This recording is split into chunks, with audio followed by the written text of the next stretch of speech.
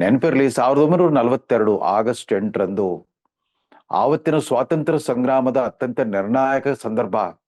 ಮಹಾತ್ಮ ಗಾಂಧೀಜಿಯವರು ಮುಂಬೈನ marine drive beach ನಲ್ಲಿ ಸಹಸ್ರಾರು ಸಂಖ್ಯೆಯಲ್ಲಿ ಸೇರಿದ್ದ ಕಾಂಗ್ರೆಸ್ ಕಾರ್ಯಕರ್ತರು ಮತ್ತು ನಾಯಕರಿಗೆ ಕಟ್ಟ ಕಡೆಯ ಕರೆಯನ್ನ ಕೊಟ್ಟರು. ಮಾಡು ಇಲ್ಲವೇ ಮಡಿ, do or die, quit India ಚಳವಳಿ, ಚಲೆ ಜಾವ್ ಚಳವಳಿಗೆ ಕರೆ ಕೊಟ್ಟ ಆ ಘೋಷಣೆ ಮಾಡು ಇಲ್ಲವೇ ಮಡಿ ಬಹುಶಃ ಅಖಿಲ ಭಾರತ ಕಾಂಗ್ರೆಸ್ನ ಇವತ್ತಿನ ವಾರಸುದಾರರಾದ ಸಿದ್ದರಾಮಯ್ಯ ಮತ್ತು ಡಿ ಕೆ ಶಿವಕುಮಾರ್ ನಡುವಿನ ಮುಖ್ಯಮಂತ್ರಿ ಪದವಿಯ ಯುದ್ಧ ಕಾದಾಟ ಕಟ್ಟ ಕಡೆಯ ಹಂತವನ್ನ ತಲುಪಿದೆ ಅಂತ ಕಾಣುತ್ತೆ. ಮೊನ್ನೆ 3 ದಿನಗಳ ಕಾಲ ದಿಲ್ಲಿಯ ಕರ್ನಾಟಕ ಭವನದಲ್ಲಿ ಬಿಡಾರ ಹೂಡಿದ್ದ ಡಿ ಕೆ ಶಿವಕುಮಾರ್ ತಮ್ಮ ಸಹೋದರ ಡಿ ಕೆ ಸುರೇಶ್ರನ್ನ ಕಟ್ಕೊಂಡ್ಬಿಟ್ಟು ಹೈಕಮಾಂಡ್ ಭೇಟಿಗೋಸ್ಕರ 2 ದಿವಸ ಕಾಯ್ಬೇಕಾಯ್ತು. ಯಾಕಂದ್ರೆ ಸ್ವತಃ ಹೈಕಮಾಂಡೇ ಪಾರ್ಲಿಮೆಂಟ್ ನಲ್ಲಿ ದಿನಕ್ಕೊಂದು ಎಡವಟ್ಟು ಮಾಡ್ಕೊಂಡ್ಬಿಟ್ಟು ಸುದ್ದಿ ಶೂರ್ನಂತೆ ಹಾರಾಡ್ತಾ ಇದ್ರು ಆ ಹೈಕಮಾಂಡ್ ನ ನಾಯಕರುಗಳು. ಇನ್ಯಾರು ಅಲ್ಲ, ಹೈಕಮಾಂಡ್ ರಾಹುಲ್ ಗಾಂಧಿ ಒಂದ್ ದಿವಸ ಬಿಳಿ ಟಿ ಶರ್ಟ್, ಒಂದ್ ದಿವಸ ಹಸಿರು ಟಿ ಶರ್ಟ್ ಹಾಕೊಂಡ್ಬಿಟ್ಟು ಪಾರ್ಲಿಮೆಂಟ್ ನಲ್ಲಿ ಒಳಗೂ ಹೊರಗೂ ಸದ್ದು ಗದ್ದಲ ಮಾಡ್ತಾ ಇದ್ದಿದ್ರಿಂದ ತುಂಬಾ ಬ್ಯುಸಿ ಆಗಿದ್ರು. ಹೀಗಾಗಿ ಡಿ ಕೆ ಶಿವಕುಮಾರ್ನ ಮುಖ ನೋಡ್ಲಿಕ್ಕೂ ಅವ್ರಿಗೆ ಪುರ್ಸತ್ತಿರಲು ಬಂತೆ. ಆದ್ರೂ ಕೂಡ ಶತಾಯ ಗತಾಯ ಪಟ್ಟು ಬಿಡದ ಡಿ ಕೆ ಶಿವಕುಮಾರ್ ಮಲ್ಲಿಕಾರ್ಜುನ್ ಖರ್ಗೆ ಅವ್ರನ್ನ ಭೇಟಿ ಮಾಡಿದ್ರು, ಕೆ ಸಿ ವೇಣುಗೋಪಾಲ್ರನ್ನ ಭೇಟಿ ಮಾಡಿದ್ರು. ಆದ್ರೂ ಸಮಾಧಾನ ಆಗ್ಲಿಲ್ಲ. ಕಡೆಗೂ 3ನೇ ದಿವಸ ಇಡೀ ರಾಜ ಪರಿವಾರವನ್ನ ಭೇಟಿ ಮಾಡಿದ್ರು. ರಾಜಮಾತೆ ಸೋನಿಯಾ ಗಾಂಧಿ, ಹಾಲಿ ಸರ್ವೋಚ್ಚ ನಾಯಕ ರಾಹುಲ್ ಗಾಂಧಿ ಮತ್ತು ಇದೀಗ ತೃತೀಯ ಶಕ್ತಿಯಾಗಿ ಹೊರಹೊಮ್ಮಿರುವ ಪ್ರಿಯಾಂಕಾ ವಾದ್ರಾ ಗಾಂಧಿ, ಮೂವರನ್ನು ಕೂಡಿಸ್ಕೊಂಡ್ಬಿಟ್ಟು ನೇರ ಮಾತಾಡಿದ್ದಾರೆ. ನೀವು ನನಗೆ ಕೊಟ್ಟ ವಚನವನ್ನ ಪಾಲಿಸ್ತಿರೋ ಇಲ್ವೋ, ಅವತ್ತು ನೀಡಿದ ಆಶ್ವಾಸನೆಯನ್ನ ಈಡೇರಿಸ್ತಿರೋ ಇಲ್ವೋ, 2.5 ವರ್ಷದ ಹಸ್ತಾಂತರದ ಆ ಒಪ್ಪಂದವನ್ನ ಅನುಷ್ಠಾನ ಮಾಡ್ತಿರೋ ಇಲ್ವೋ, ಸ್ಪಷ್ಟವಾದ ಉತ್ತರವನ್ನ ಬಯಸಿದ್ದಾರೆ. ಅವ್ರ ಉತ್ತರ ಏನ್ ಕೊಟ್ರು ಅನ್ನೋದು ಸ್ಪಷ್ಟವಾಗದೇ ಇದ್ರು ಕೂಡ ಅಲ್ಲಿಂದ ಹೊರಗೆ ಬಂದ ಮೇಲೆ ಅವರ ನಡಿಗೆಯಲ್ಲಿ, ಅವರ ಮುಖಭಾವದಲ್ಲಿ ಒಂದು ರೀತಿಯ ನಿರಾಶಾಭಾವ ಕಾಣಿಸ್ತಾ ಇತ್ತು, ಭ್ರಮನಿರಸನ ಎದ್ದು ಕಾಣ್ತಾ ಇತ್ತು. ಅದರ ಮುಂದುವರಿಕೆ ಅಂತಂದ್ರೆ, ನಿನ್ನೆ ತರಾತುರಿಯಲ್ಲಿ ದಿಲ್ಲಿಯ ಕರ್ನಾಟಕ ಭವನದಲ್ಲಿ ಪತ್ರಿಕಾಗೋಷ್ಠಿ ಉದ್ದೇಶಿಸಿ ಮಾತಾಡಿದ ಡಿ ಕೆ ಶಿವಕುಮಾರ್, ನಾನು ದಿಲ್ಲಿಗೆ ಬಂದಿದ್ದೆ ರಾಜಕಾರಣ ಮಾಡ್ಲಿಕ್ಕೆ, ಸುಮ್ನೆ ಇಲ್ಲಿ ಗಾಳಿ ಉಸಿರಾಡಿಸ್ಕೊಂಡು ಹೋಗ್ಲಿಕ್ಕಲ್ಲ, ಬಂದಿದ್ದೆ ರಾಜಕಾರಣ ಮಾಡ್ಲಿಕ್ಕೆ ಅಂತ ಸ್ಪಷ್ಟವಾಗಿ ಹೇಳಿದ್ದನ್ನು ನೋಡಿದ್ರೆ ಅವರು ತಮ್ಮ ರಾಜಕೀಯ ಬದುಕಿನ ಅತ್ಯಂತ ಘೋರ ಸಂಗ್ರಾಮದ ಅಂತಿಮ ಘಟ್ಟಕ್ಕೆ ಬಂದಂಗ ಕಾಣಿಸ್ತಾ ಇತ್ತು. ನನಗೆ ಅದೇನಿಲ್ಲ, ನಮ್ಮ ಲೀಡರ್ಸ್ ನಾವು ಬಂದಿರೋದೇ, ನಾವು ರಾಜಕಾರಣದಲ್ಲಿ ಇದ್ದೀವಿ, ನಾವು ರಾಜಕಾರಣ ಮಾಡ್ಲೇಬೇಕು ನಾವು ಅಂದಾಗೆ ಬೆಂಗಳೂರಿನ ಟಾಟಾ ಇನ್ಸ್ಟಿಟ್ಯೂಟ್ ನ ಸಭಾಂಗಣದಲ್ಲಿ ಶುರು ಆಗ್ಬೇಕಾಗಿದ್ದ ಅಂತಾರಾಷ್ಟ್ರೀಯ ಆಣೆಕಟ್ಟು ಸುರಕ್ಷತಾ ತಜ್ಞರ ಸಮ್ಮೇಳನ, ಒಂದು ಜಾಗತಿಕ ಸಮ್ಮೇಳನ, ಭಾರತ ಸರ್ಕಾರದ ಜಲಸಂಪನ್ಮೂಲ ಸಚಿವ CR ಪಾಟೀಲ್ ಕೂಡ ಆಗಮಿಸಿದ್ರು. ಜಲಸಂಪನ್ಮೂಲ ಸಚಿವರಾದ ಉಪಮುಖ್ಯಮಂತ್ರಿ ಶಿವಕುಮಾರ್ ಮತ್ತು ಮುಖ್ಯಮಂತ್ರಿ ಸಿದ್ದರಾಮಯ್ಯ ಅಕ್ಕಪಕ್ಕದಲ್ಲೇ ಆಸೀನರಾಗಿದ್ರು ಕೂಡ ಅವರಲ್ಲಿ ಹಿಂದಿನ ಆ ತೋರಿಕೆಯ ಸೌಹಾರ್ದತೆ ಕೂಡ ಕಾಣಿಸ್ತಾ ಇರಲಿಲ್ಲ. ಒಬ್ರಿಗೊಬ್ರು ಮುಖ ತಿರುಗಿಸಿ ನೋಡ್ಲಿಲ್ಲ. ಅವ್ರು ನೇರವಾಗಿ ನೋಡ್ತಾ ಇದ್ದಾಗ ಇವರು ತಿರುಗಿ ನೋಡೋದು, ಅಥವಾ ಅವ್ರು ತಮ್ಮ ಕಡೆ ತಿರುಗಿ ನೋಡ್ಬಿಟ್ಟಾರೋ ಅಂತಂದ್ಬಿಟ್ಟು ಇವ್ರು ಮುಖ ತಿರುಗಿಸ್ಕೊಳ್ಳೋದು, ಇದು ಸುದ್ದಿ ವಾಹಿನಿಗಳಲ್ಲಿ ಎದ್ದು ಕಾಣಿಸ್ತಾ ಇತ್ತು. ಇನ್ನೇನು ಕಾಂಗ್ರೆಸ್ ಮುರಿದ ಮನೆ ಆಗಿದೆ ಅನ್ನೋದಕ್ಕೆ ಹೆಚ್ಚಿನ ಸಾಕ್ಷ್ಯಾಧಾರಗಳು, ಪುರಾವೆಗಳು ಬೇಕಾಗೇ ಇಲ್ಲ. ಅಂದಾಗ ಆ ಕಾಂಗ್ರೆಸ್ ಹೈಕಮಾಂಡ್ ಮಾಡ್ತಿರೋದಾದ್ರೂ ಏನು? ಒಂದ್ ಕಡೆ ಮೋದಿಯವರ ವಿರುದ್ಧ offense is the best form of defense ಅಂತ ಹೊರಟುಬಿಟ್ಟಂಗೆ ಕಾಣುತ್ತೆ ರಾಹುಲ್ ಗಾಂಧಿ ಅವರು. ತಮ್ಮ ಪೌರತ್ವದ ವಿಚಾರ ಇನ್ನೇನಾದ್ರೂ ಹಾಗೂ ಹೀಗೂ ಮಾಡ್ಬಿಟ್ಟು ಲಕ್ನೋನ ಜನಪ್ರತಿನಿಧಿ ನ್ಯಾಯಾಲಯದಲ್ಲಿ, ಕೆಳ ಹಂತದ ನ್ಯಾಯಾಲಯದಲ್ಲಿ ಪಾರಾಗ್ಬಿಟ್ರು. ಅಲ್ಲಿ ನ್ಯಾಯಾಧೀಶರೇ ಇವ್ರ ಪೌರತ್ವ ಬಗ್ಗೆ ತೀರ್ಮಾನ ಕೊಡೋ ಅಧಿಕಾರ ನಮ್ಗಿಲ್ಲ ಅಂತ ಹೇಳಿ ಆ ಕೇಸನ್ನ ಕೈ ಬಿಟ್ಟ ಮೇಲೆ ಅದೀಗ ಹೈಕೋರ್ಟ್ ತಲುಪಿದೆ. ಎಲ್ಲಿ ಲಕ್ನೋ ಹೈಕೋರ್ಟ್ ನಲ್ಲಿ ಏನಾದ್ರು ತಾವು ತಮ್ಮ ಪೌರತ್ವದಕ್ಕೆ ಸಂಬಂಧಪಟ್ಟಂತೆ ತಪ್ಪಿತಸ್ಥ ಅಂತ ಕಂಡುಬಿಟ್ರೆ ತಮ್ಮ ವ್ಯಕ್ತಿಗತವಾದ ಹಾಗೂ ತಮ್ಮ ಇಡೀ ಪರಿವಾರದ ಮರ್ಯಾದೆ ಹೊರಟೋಗುತ್ತೆ. ಕಾಂಗ್ರೆಸ್ ಪಕ್ಷಕ್ಕೆ ಏನಾಗುತ್ತೆ ಅನ್ನೋ ಆತಂಕದಲ್ಲಿರೋ ರಾಹುಲ್ ಗಾಂಧಿ ಅವರು ಅಂತ ಅಪಾಯ ಬರೋಕ್ಕಿಂತ ಮುಂಚೆನೆ offence is the best form of defence, ಆಕ್ರಮಣವೇ ಅತ್ಯುತ್ತಮವಾದ ಆತ್ಮರಕ್ಷಣೆಯ ತಂತ್ರ ಅನ್ನೋ ತೀರ್ಮಾನಕ್ಕೆ ಬಂದಂಗಿದೆ. ಹೀಗಾಗಿ ಪಾರ್ಲಿಮೆಂಟ್ ಈ ಬಾರಿಯ ಬಜೆಟ್ ಅಧಿವೇಶನದ ಉದ್ದಕ್ಕೂ ಕೂಡ ಅದು ರಾಷ್ಟ್ರಪತಿ ಭಾಷಣದ ಮೇಲಿನ ಚರ್ಚೆ ಆಗ್ಲಿ ಅಥವಾ ಬಜೆಟ್ ಮೇಲಿನ ಸಾರ್ವತ್ರಿಕವಾದ ಒಂದು ಚರ್ಚೆ ಆಗ್ಲಿ, ಯಾವುದ್ರಲ್ಲೂ ಕೂಡ ಆ ವಿಷಯಕ್ಕೆ ಸಂಬಂಧಪಟ್ಟಂತೆ ಮಾತಾಡೋದೇ ಇಲ್ಲ. ಮಾತೆತ್ತರೆ ಮೋದಿಯ ಮಾನಭಂಗ ಮಾಡ್ಬೇಕು ಅಂತ ವಿಚಾರಗಳು ಎತ್ತೋದು, ಸರ್ಕಾರಕ್ಕೆ ಛೀಮಾರಿ ಹಾಕ್ಬೇಕು, ಅಂಥ ವಿಚಾರಗಳನ್ನ ಎತ್ಕೊಳ್ಳೋದು. ಮೊದಲು ಅವ್ರಿಗೆ ಸಿಕ್ಕಿದ್ದು ನಿವೃತ್ತ ಜನರಲ್ ನವರಾಣಿಯವರು ಬರೆದ ಪುಸ್ತಕ. ಅದು ಅಪ್ರಕಟಿತ ಪುಸ್ತಕ ಅಂತ ಹೇಳಿದ್ರು. ಅದಿನ್ನೂ ಮಾರಾಟಕ್ಕೆ ಬಿಡುಗಡೆ ಆಗದ ಪುಸ್ತಕ ಅಂತ ಪ್ರಕಾಶಕರೇ ಹೇಳಿದ್ರು. ಸ್ವತಃ ನವರಾಣಿಯವರೇ ನಾನು ಅದರಲ್ಲಿ ಅಂಥದ್ದನ್ನೇನು ಹೇಳಿರ್ಲಿಲ್ಲ ಅಂತ ಹೇಳಿದ್ರು.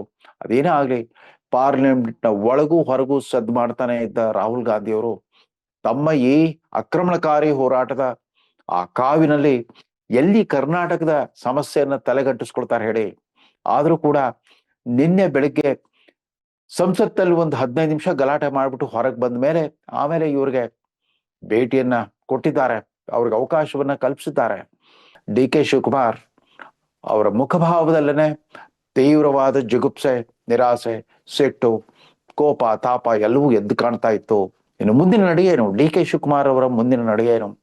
ಇದ್ರ ಮಧ್ಯ ಡಿ ಕೆ ಶಿವಕುಮಾರ್ ಜೊತೆಗೆ 80ರಿಂದ 90 ಶಾಸಕರಿದ್ದಾರೆ ಅನ್ನೋ ಒಂದು ಅಂದಾಜನ್ನ ಅವರ ಪರಮಾಪ್ತ ಅನುಯಾಯಿ, ರಾಮನಗರದ ರಾಮೋತ್ಸವದ ಖ್ಯಾತಿಯ ಇಕ್ಬಾಲ್ ಹುಸೇನ್ ಅವರು ಬಹಿರಂಗವಾಗಿ ಹೇಳಿ ಆದ್ಮೇಲೆ ಸಿದ್ದರಾಮಯ್ಯ ಬಣದಲ್ಲೂ ಕೂಡ ಒಂದು ಎಚ್ಚರಿಕೆ ಗಂಟೆಯನ್ನು ಕೊಟ್ಟಂಗಾಗಿದೆ. ಅವ್ರು ಯಾರು 35-36 ಜನ ಶಾಸಕರು ಸಿದ್ದರಾಮಯ್ಯ ಬೆಂಬಲಿಗರದು ಗುರುತಿಸ್ಕೊಳ್ಬಿಟ್ಟಿರೋ ಶಾಸಕರು ಪಾಪ ಅಧ್ಯಯನ ಪ್ರವಾಸಕ್ಕೋಸ್ಕರ ಆಸ್ಟ್ರೇಲಿಯಾ, ನ್ಯೂಜಿಲೆಂಡ್ ಕಡೆ ಹೋಗ್ತಾರಂತೆ. ಅಂದ್ರೆ ಅಲ್ಲೂ ಕೂಡ ರಕ್ಷಣಾತ್ಮಕ ಆಟ ಶುರುವಾಗಿ ಹೋಗ್ಬಿಟ್ಟಿದೆ. ಸಿದ್ದರಾಮಯ್ಯನವ್ರಿಗೆ ಬಹುಶಃ ತಮ್ಮ ಅವಧಿ ತೀರ್ತಾ ಬಂದಿದೆ, ಕ್ಷಣಗಣನೆ ಶುರುವಾಗಿದೆ, ತಮ್ಮ ಪದಚ್ಯುತಿಗೆ ಕ್ಷಣಗಣನೆ ಶುರುವಾಗಿದೆ ಅನ್ನೋ ಒಂದು ಆತಂಕ ಬಂದಿದೆ ಅಂತ ಕಾಣುತ್ತೆ. ಹೀಗಾಗಿ ಆ ಪ್ರವಾಸ, ಶಾಸಕರ ಸಾಮೂಹಿಕ ಪ್ರವಾಸ ಅನ್ನೋ ಮತ್ತೊಂದು ಪ್ರಹಸನವನ್ನ ಸಹಿಸ್ಕೊಂಡಿರ್ಬೇಕಾಗಿದೆ ಕನ್ನಡಿಗರು. ಡಿ ಕೆ ಶಿವಕುಮಾರ್ರನ್ನ ಹೈಕಮಾಂಡ್ ತೀರಾ ಅಂಡರ್ ಎಸ್ಟಿಮೇಟ್ ಮಾಡಿತ್ತು ಅಂತ ಕಾಣುತ್ತೆ. ಸಚಿನ್ ಪೈಲಟ್ಗೆ ನಾವು ಮ್ಯಾನೇಜ್ ಮಾಡ್ಬಿಟ್ವಿ, ಕಮಲ್ನಾಥ್ರನ್ನ ಮಧ್ಯಪ್ರದೇಶದಲ್ಲಿ ಮ್ಯಾನೇಜ್ ಮಾಡ್ಬಿಟ್ವಿ, ಅದೇ ತರ ಇವರು ಅಂತ ಅನ್ಕೊಂಡ್ಬಿಟ್ಟಿದ್ರು. ಹಾಗಾಗ್ತಾ ಇಲ್ಲ. ಯಾವ ರೀತಿ ಅವತ್ತು ಸೋನಿಯಾ ಗಾಂಧಿಯವರು AICC ಅಧ್ಯಕ್ಷತೆ ವಹಿಸಿಕೊಂಡ ಕ್ಷಣವೇ ಮಮತಾ ಬ್ಯಾನರ್ಜಿ ಈ ಹೈಕಮಾಂಡ್ ಅನ್ನ ಧಿಕ್ಕರಿಸ್ಬಿಟ್ಟು ತೃಣಮೂಲ ಕಾಂಗ್ರೆಸ್ ಅನ್ನೋ ತಂದೆ ಒಂದು ಪ್ರಾದೇಶಿಕ ಪಕ್ಷ ಕಟ್ಕೊಂಡು ದೊಡ್ಡ ದೊಡ್ಡ ಸಮರಗಳನ್ನ ಗೆದ್ದು 14 ವರ್ಷದಿಂದ ಪ್ರತಿಷ್ಠಾಪಿತರಾಗಿದ್ದಾರೋ ಅದೇ ರೀತಿ ಶರದ್ ಪವಾರ್ ಕೂಡ ಮಾಡಿದ್ರು. ಯಾವಾಗ ಸೋನಿಯಾ ಗಾಂಧಿ ಅವರು ಪ್ರಧಾನಿ ಮಂತ್ರಿ ಆಗ್ತಾರೆ ಅಂತ ಗೊತ್ತಾದ ತಕ್ಷಣವೇ ಕಾಂಗ್ರೆಸ್ ಧಿಕ್ಕರಿಸಿ ಹೊರಗೆ ಬಂದ್ಬಿಟ್ಟು ತಮ್ಮದೇ ಆದ ರಾಷ್ಟ್ರೀಯ ಕಾಂಗ್ರೆಸ್ ಪಕ್ಷವನ್ನ ಸೃಷ್ಟಿ ಮಾಡಿದ್ರು. ಮುಂದೆ UPA ಸರ್ಕಾರದ ಭಾಗವಾಗಿ ಮಂತ್ರಿಯಾಗಿ ಕೆಲಸ ಮಾಡಿದ್ರು ಕೂಡ ಪ್ರತ್ಯೇಕ ಅಸ್ತಿತ್ವವನ್ನ ಬಿಟ್ಕೊಡ್ಲೇ ಇಲ್ಲ. ಸೋನಿಯಾ ಗಾಂಧಿ ಅವರ ಆಧಿಪತ್ಯಕ್ಕೆ ಅವರು ಶರಣ ಆಗ್ಲೇ ಇಲ್ಲ. ಇದು ಕಾಂಗ್ರೆಸ್ ಪಕ್ಷದಲ್ಲಿ ನಡೀತಾ ಇರೋ ರಾಷ್ಟ್ರ ಮಟ್ಟದ ವಿದ್ಯಮಾನ. ಮಾತ್ರ ಕರ್ನಾಟಕದಲ್ಲಿ ಒಂದು ತೀರ್ಮಾನವನ್ನು ತಗೊಳ್ಳೇಬೇಕಾದ ಅನಿವಾರ್ಯತೆ ಸೃಷ್ಟಿ ಆಗೋಗ್ಬಿಟ್ಟಿದೆ. 138 ಸ್ಥಾನ ಬೆಲೆ ಇರುವ ಈ ಸುಭದ್ರ ಸರ್ಕಾರಕ್ಕೆ ಮುಖ್ಯಮಂತ್ರಿ ಮತ್ತು ಉಪಮುಖ್ಯಮಂತ್ರಿ ನಡುವಿನ ಈ ಅಧಿಕಾರದ ಸಂಘರ್ಷ ದೊಡ್ಡ ಗಂಡಾಂತರವನ್ನು ತಂದಿಟ್ಬಿಟ್ಟಿದೆ.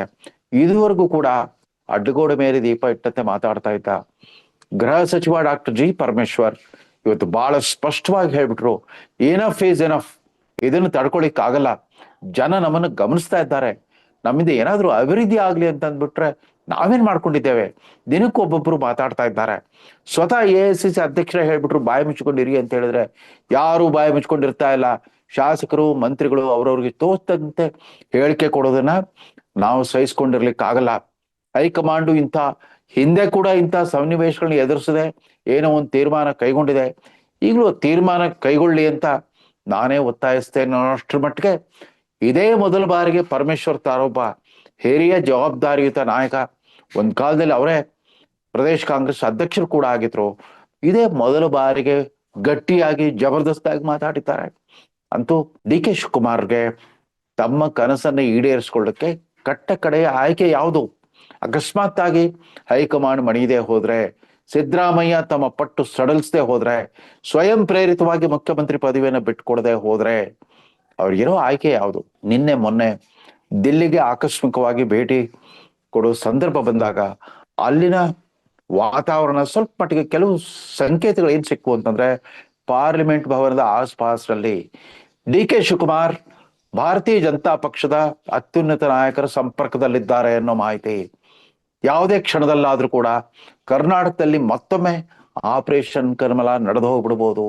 ಆದ್ರೆ ಅದಕ್ಕೆ ದೊಡ್ಡ ಕಂಟಕ ಯಾವುದು ಅಂತಂದ್ರೆ, ಕಳೆದ ಲೋಕಸಭಾ ಚುನಾವಣೆಯಲ್ಲಿ ಕರ್ನಾಟಕದಲ್ಲಿ ಕಾಂಗ್ರೆಸ್ಗೆ ಪ್ರತಿಯಾಗಿ, ಅಧಿಕಾರಾರೂಢ ಕಾಂಗ್ರೆಸ್ಗೆ ಪ್ರತಿಯಾಗಿ 19 ಸ್ಥಾನಗಳನ್ನು NDA ಗೆಲ್ಲಲಿಕ್ಕೆ ಕಾರಣರಾದ ಎಚ್ ಡಿ ದೇವೇಗೌಡ ಮತ್ತು ಅವರ ಮಕ್ಕಳು ಅಕಸ್ಮಾತ್ ಇವತ್ತಿನ ಈಗೇನಾದ್ರೂ ಸುಮಾರು 80 ಶಾಸಕರು ಕಟ್ಕೊಂಡು ಡಿ ಕೆ ಶಿವಕುಮಾರ್ ಹೊರಗೆ ಬಂದು ಮುಖ್ಯಮಂತ್ರಿ ಆಗ್ಬೇಕು ಅಂತ ಹೊರಟ್ರೆ ಅವ್ರಿಗೆ 63 ಶಾಸಕ ಬೆಂಬಲಿರೋ ಬಿಜೆಪಿ ಅವ್ರ ಜೊತೆ ಕೈ ಜೋಡಿಸೋಕ್ ಹೊರಟ್ರೆ ಖಂಡಿತವಾಗೂ ದೇವೇಗೌಡರಿಗೆ ಸಿಟ್ಟು ಬಂದಿತ್ತು.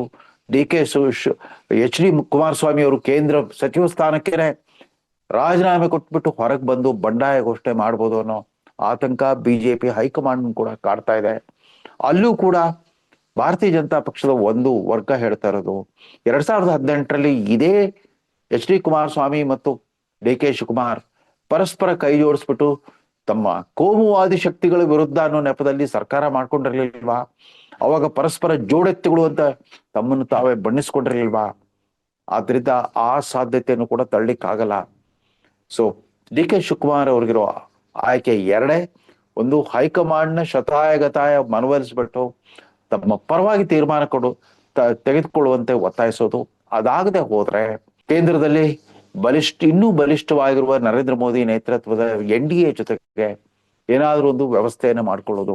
ಮತ್ತೊಮ್ಮೆ ಆಪರೇಷನ್ ಕಮಲದ ಪುನರಾವರ್ತನೆ ಕೂಡ ಅವರು ಸಿದ್ಧರಾಗಬಹುದು ಅಂತ ಕಾಣುತ್ತೆ. ಹೇಳಿ ಕೇಳಿ ಡಿ ಕೆ ಸುರೇಶ್ ಶಿವಕುಮಾರ್ ಅವರ ಸಹೋದರ ಹೇಳ್ಬಿಟ್ಟಿದ್ದಾರೆ, ರಾಜಕಾರಣದಲ್ಲಿ ಅಧಿಕಾರ ಶಾಶ್ವತವಲ್ಲ, ಸಹನೆ ಮತ್ತು ತಾಳ್ಮೆ ಕೂಡ ಶಾಶ್ವತ ಅಲ್ಲ. ಸಹನೆ ಕಟ್ಟೆ ಒಡೆದು ಹೋಗ್ಬಿಟ್ಟಿದೆ ಅಂತ ಕಾಣುತ್ತೆ. ಇವತ್ತು ಬೆಳಿಗ್ಗೆ ಟಾಟಾ ವಿಜ್ಞಾನ ಮಂದಿರದಲ್ಲಿನ ಅಂತಾರಾಷ್ಟ್ರೀಯ ಸಮಾವೇಶದಲ್ಲಿ ಮುಖ್ಯಮಂತ್ರಿ ಮತ್ತು ಉಪಮುಖ್ಯಮಂತ್ರಿ ಇಬ್ರು ಪರಸ್ಪರ ಶತ್ರು ಭಾವದಿಂದ ಅವರ ಆಸನಗಳನ್ನು ಅಲಂಕರಿಸಿದ್ದನ್ನು ನೋಡಿದ್ರೆ ಕರ್ನಾಟಕ ಕಾಂಗ್ರೆಸ್ಗೆ ಡೂ ಆರ್ ಡೈ ಅಂತ ತಲುಪಿಬಿಟ್ಟಿದೆ. ಅಳಿವು ಅಥವಾ ಉಳಿವಿನ ಪ್ರಶ್ನೆ ಎದುರಾಗಿದೆ. ಮಾಡು ಇಲ್ವೇ ಮಡಿ ಅನ್ನೋ ಸವಾಲನ್ನ ಎದುರಿಸಲೇಬೇಕಾಗಿ ಬಂದಿದೆ. ಇನ್ನು ಯಾವುದೇ ತರದ ಪಲಾಯನ ಸೂತ್ರಕ್ಕೆ ಅವಕಾಶವಿಲ್ಲದೇನೆ ಕಾಂಗ್ರೆಸ್ ಪಕ್ಷ ವಿಲಿ ಒದ್ದಾಡ್ತಾ ಇದೆ ಅಂತ ಹೇಳ್ತಾ ಕರ್ನಾಟಕದ ಈ ರಾಜಕೀಯ ಪ್ರಹಸನಕ್ಕೆ ಆದಷ್ಟು ಬೇಗ ತೆರೆ ಬೀಳುವಂತಾಗ್ಲಿ ಅಂತ ಹೇಳ್ತಾ ಈ ಸಂಚಿಕೆಯನ್ನು ಮುಗಿಸ್ತಾ ಇದ್ದೇನೆ. ನಮಸ್ಕಾರ.